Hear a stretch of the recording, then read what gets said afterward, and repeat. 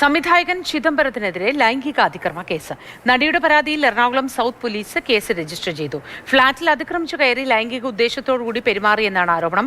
2022 കേസിന് ആസ്പദമായ സംഭവം നടന്നത് എന്ന് പരാതിയിൽ പറയുന്നു.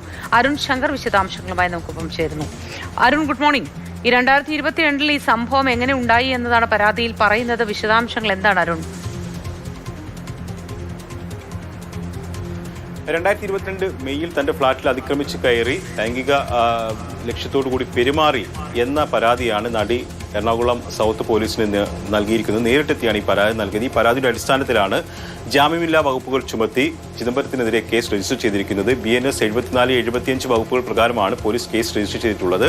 ജാമ്യം ലഭിക്കാത്ത കുറ്റമാണെങ്കിൽ കൂടിയും പ്രാഥമിക അന്വേഷണം നടത്തിയതിനു ശേഷം മാത്രമേ പ്രതിയുടെ അറസ്റ്റിലേക്ക് പോകൂ എന്നുള്ളതാണ് പോലീസ് നൽകുന്ന വിവരം. കാരണം 4 വർഷം പഴക്കമുള്ള കേസാണ്, അല്ലെങ്കിൽ ആരോപണമാണ്. ഈ ആരോപണം സംബന്ധിച്ചുള്ള പ്രാഥമിക പരിശോധനകൾ നടത്തേണ്ടതുണ്ട്.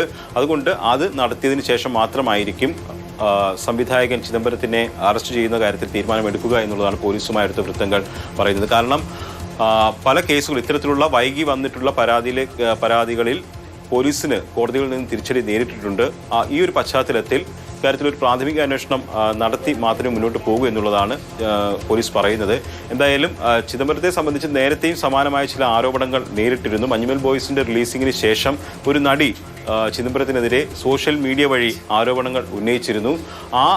അത് സംബന്ധിച്ചുള്ള തുടർച്ചയാണോ, ആ കേസുമായി ബന്ധപ്പെട്ടുള്ള തുടർച്ചയാണോ ഇതെന്നുള്ള കാര്യത്തിൽ വ്യക്തത വരേണ്ടതുണ്ട്. എന്തായാലും ഏളംകുളത്തെ ഫ്ളാറ്റിൽ അതിക്രമിച്ച് കയറി ലൈംഗിക ലക്ഷ്യത്തോടു കൂടി പെരുമാറി എന്നുള്ളതാണ് ആരോപണം. സ്ത്രീത്വത്തെ അപമാനിച്ചു, അതോടൊപ്പം തന്നെ ലൈംഗിക അതിക്രമം നടത്തി. ഈ 2 കുറ്റങ്ങളാണ് ചിദംബരത്തിനെതിരെ നിലവിൽ ചുമത്തിയിരിക്കുന്നത്. ചിദംബരം നിലവിൽ കാസർഗോഡ് സിനിമയുടെ ഷൂട്ടിങ്ങിലായിരുന്നു. പക്ഷേ ഇന്നു മുതൽ അദ്ദേഹത്തെ വിളിച്ചിട്ട് ഫോണിൽ ലഭിക്കുന്നില്ല.